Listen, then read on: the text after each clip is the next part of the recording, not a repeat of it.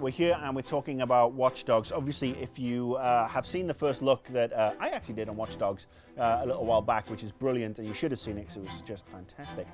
We talked about a little of the single-player stuff outside of the single-player story.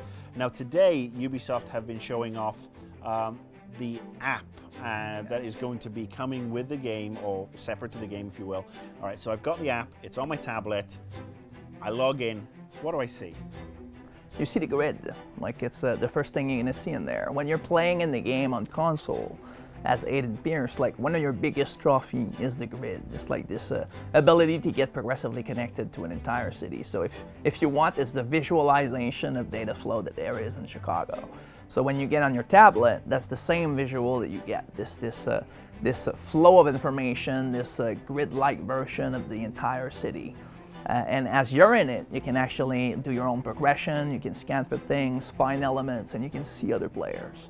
You can challenge those players, regardless of where you are, as soon as you have a connection, of course. And as soon as you do that, like spontaneously the player receives a proposition to get challenged. If he accepts, it's like one of the other activities he can live in the world, but this time around, he's kind of fighting, competing against someone who has a tablet and has a top-down view of the entire city flow, like data flow of Chicago.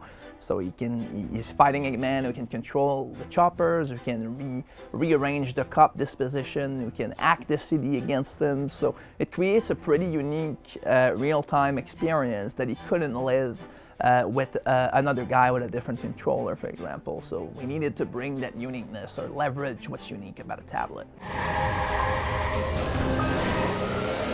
Squad, suspect back in view. We are on him. Over. Still no sign of suspect. We'll keep looking.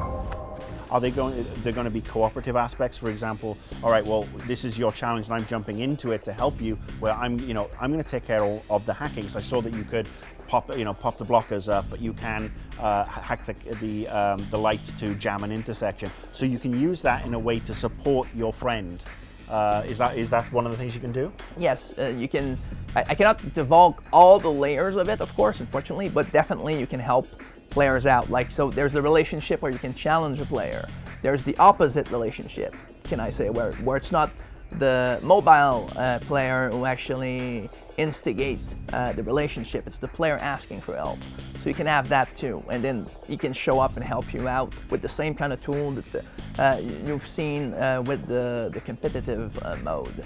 And there's also other layers to it in the forms of GIF, also in the forms of warning of stuff that can happen in the world where the person that's playing on the mobile device can help out the other player. So there's a lot of depth to it. Emergency, please. Hey, I'm free. Kill it now.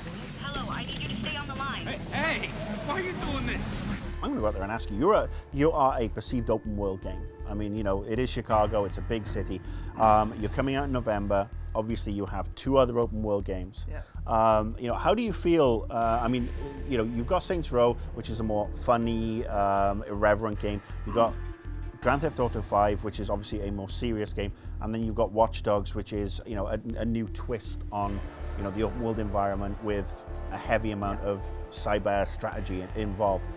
How do you think you stack up, and what would you say to somebody who's an open world fan to maybe buy all three games? I mean, why would they go out and buy Watch Dogs? What do you bring to the table? So when the team crafts Watch Dogs, every single bit of it is unique in the way it's executed. Afterwards, best practices can help make a game good.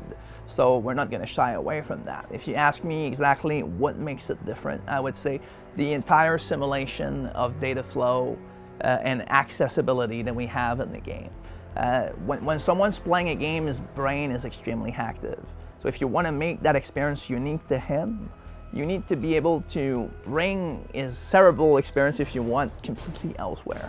So that means different ways of playing every layers of the game. So at the micro level at Watch Dogs, you can stand still and watch people around for 20 minutes. So there's a very dense amount of information and experience out there. So it's not about adding extra districts or stuff like that where you can do roughly the same thing.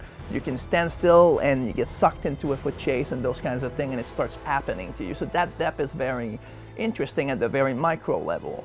But if you go all the way up, Like then all the possibilities when you get into those situations, hacking around, layered on top of anything you can do, like driving, shooting, and all of that, brings you to a place where when you play the game, your options, everything you consider as a potential solutions to your problem, is completely out there and different.